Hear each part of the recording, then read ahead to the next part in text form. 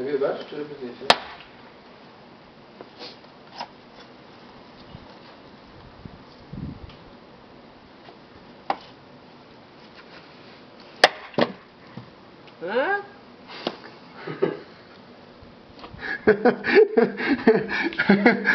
Teraz lepiej mieć.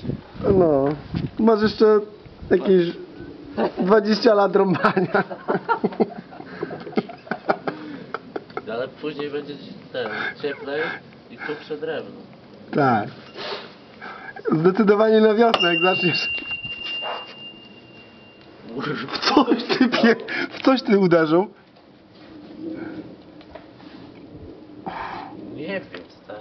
Chyba drewno. Słyszałeś to? Tak. Co to było? Czekaj, bo on jest w szoku teraz. Zostaw to, Lechu. Najgorsze jest to, że zgubiłem pieniądze. Dobra, jeszcze raz i to jeszcze.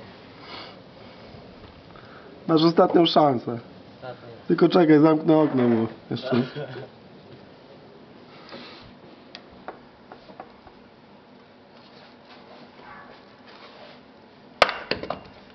Nie?